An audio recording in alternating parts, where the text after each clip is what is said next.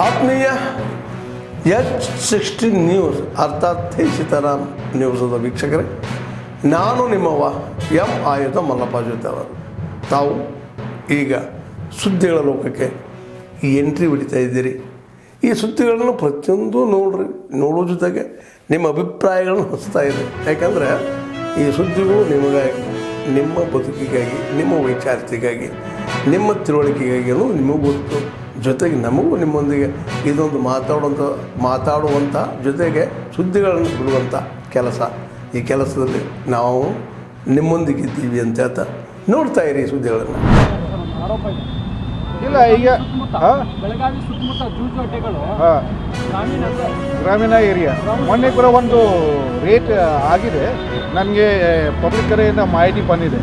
ಆ ಟೈಮ್ದಲ್ಲಿ I think around some ಎಷ್ಟು 58-59,000 cash seize ಆಗಿದೆ.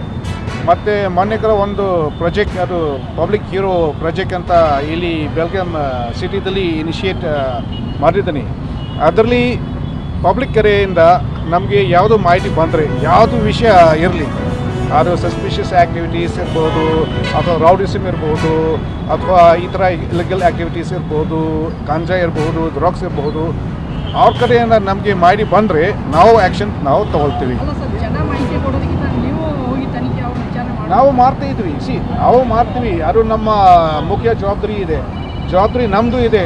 ನಾವು ಇದು ಎಲ್ಲ ಮಾಡಲಿಕ್ಕೆ. ಆದ್ರೂ ಪಬ್ಲಿಕ್ ಕಡೆಯಿಂದ ನಮಗೆ ಮಾಹಿತಿ ಬಂದರೆ ವಿಲ್ ಬಿ ಬೆಟರ್.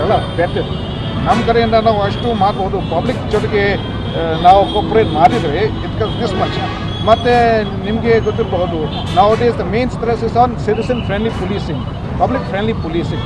ಸೊ ಇದರಲ್ಲಿ ಬರೀ ಮಾಹಿತಿ ಕೊಡಿ ನಮಗೆ ಆ ಥರ ಏನೂ ಇಲ್ಲ. ಅದ್ರ ಪಬ್ಲಿಕ್ ಜೊತೆಗೆ ಅದು ರಿಲೇಷನ್ಶಿಪ್ ಅದು ಚೆನ್ನಾಗೇ ಇರಬೇಕು ಅಂತ, ಅದು ಕೂಡ ಒಂದು ಉದ್ದೇಶ ಇದೆ. ಸರ್, ಇದು ಮಾರಿಹಾಳದಲ್ಲಿ ಮೊನ್ನೆ ಮರ್ಡರ್ ಆಯ್ತಲ್ಲ, ಆ ಕೇಸಲ್ಲಿ ಮತ್ತೆ ಯಾರಾದರೂ ಅರೆಸ್ಟ್ ಆಗಿದ್ದಾರೆ?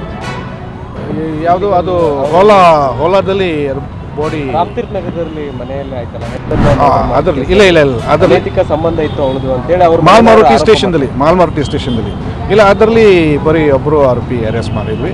ಅವ್ರ ಫ್ಯಾಮಿಲಿಯವರು ಅವಳದು ಅನೈತಿಕ ಸಂಬಂಧ ಇತ್ತು ಅಂತೇಳಿ ಆರೋಪ ಮಾಡ್ತಾ ಇದ್ದಾರೆ.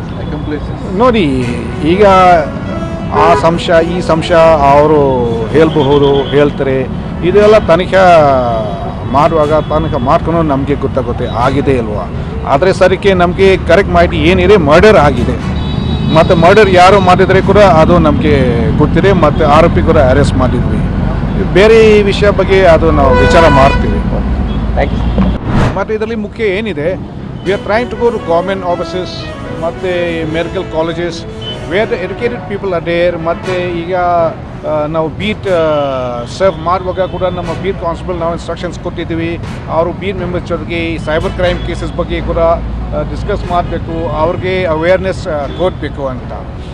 ಮತ್ತು ಇನ್ನೊಂದು, ಈಗ ವಿಶೇಷವಾಗಿ ನಾವು ಈ ನಂಬರ್ 1930 ಬಗ್ಗೆ ಈಗ ಬಹಳ ಅವೇರ್ನೆಸ್ ನಾವು ಕೊಟ್ಟಿದ್ದೀವಿ.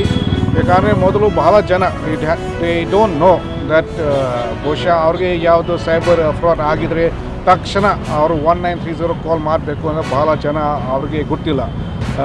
ಪೊಲೀಸ್ ಸ್ಟೇಷನ್ ಬಂದ ನಂತರ ಮತ್ತು ನಾವು ಹೇಳಿದ್ವಿ, ಬರೋ ಬಹಳ ಟೈಮ್ ಹೋಗಿದೆ ಮತ್ತು ಅವರ ದುಡ್ಡು ಆಲ್ರೆಡಿ ಕಳ್ತನ ಆಗಿದೆ. ಸೊ ಅದಕ್ಕೆ ಈ ನಂಬರ್ ಬಗ್ಗೆ ಈಗ ನಾವು ಬಹಳ ಸರ್ಕ್ಯುಲೇಷನ್ ನಾವು ಕೊಟ್ಟಿದ್ವಿ. ಸೊ ಯಾವ ರೀತಿಯ ಕೇಸ್ಗಳು ಜಾಸ್ತಿ ಆಗಿದೆ ಇದು ಈಗ ಆನ್ಲೈನ್ ಕೂಡ ಈಗ ಬಹಳ ಇನ್ಕ್ರೀಸ್ ಈಗ ಆಗ್ತಾ ಇದೆ. ಅದು ನಾನು ಹೇಳಿದ್ದೀನಿ, ಮೊದಲು ಇನ್ನು ಟೈರ್ 2 ಸಿಟೀಸ್ ಜಾಸ್ತಿ ಈ ಥರ HPT ಇದು ಮಾಮೂಲಿ ಕಳ್ತನ ಕೇಸಸ್ ಮೊದಲು ಜಾಸ್ತಿ ಇದೆ. ಈಗ ಬೆಳಗಾಂ ಸಿಟಿನಲ್ಲಿ ಕೂಡ ಈ ಥರ ಸೈಬರ್ ಕೇಸಸ್ ಈಗ ಬಹಳ ಜಾಸ್ತಿ ಆಗಿದೆ. ಸರಿ, ಸೈಬರ್ ವಿಚಾರಕ್ಕೆ ಸಂಬಂಧಪಟ್ಟ ಈಗ ಸೈಬರ್ ವಿಚಾರ ಸಂಬಂಧಪಟ್ಟೆ ಇಲ್ಲಿ ಬೆಳಗಾಂ ಸಿಟಿದಲ್ಲಿ ಇನ್ ದ ಲಾಸ್ಟ್ 2-3 ಇಯರ್ಸಿಂದ ಸಾಕಷ್ಟು ಸೈಬರ್ ಕ್ರೈಮ್ ಕೇಸಸ್ ರಿಜಿಸ್ಟರ್ ಆಗಿದೆ. ಮುಂಚೆ ಟೈರ್ 2 ಸಿಟೀಸ್ದಲ್ಲಿ ಮತ್ತು ವಿಲೇಜಸ್ಗಳಲ್ಲಿ ಜಾಸ್ತಿ ಇದು ಮಾಮೂಲಿ ಪ್ರಾಪರ್ಟಿ ಒಫೆನ್ಸಸ್ ಅಂದರೆ ಇದು HPT ಮತ್ತು ರಾಬರಿ ಆ ಥರ ಭಾಳ ಜಾಸ್ತಿ ಇದ್ದಾವೆ. ಮತ್ತು ಸೈಬರ್ ಕ್ರೈಮ್ ಕೇಸಸ್ ಕಮ್ಮಿ ಇದೆ.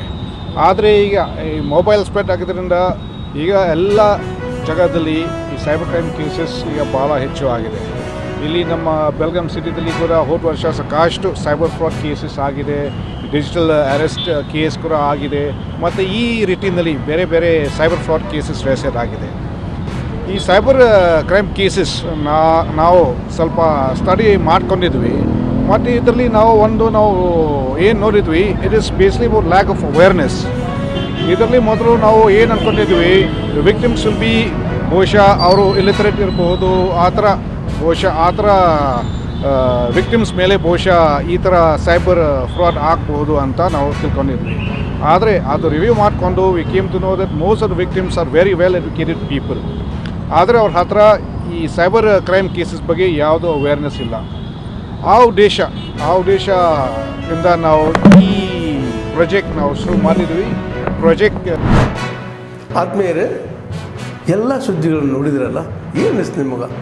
ಇದರಲ್ಲೇ ನಿಮ್ಗೆ ಲೈಕ್ ಆಗಿರ್ಬೋದು, ಡಿಸ್ಲೈಕು ಆಗಿರ್ಬೋದು, ಕಾಮೆಂಟ್ ಬೇಡಪ್ಪ ಅಂತೂ ಅನಿಸಿರ್ಬೋದು, ಕಾಮೆಂಟ್ ಮಾಡಬೇಕಪ್ಪ ಅನಿಸ್ಬೋದು, ಶೇರ್ ಮಾಡಬಾರ್ದಪ್ಪ ಅನಿಸಿರ್ಬೋದು, ಅದು ಮಾಡಬೇಕು ಅನಿಸಿರ್ಬೋದು.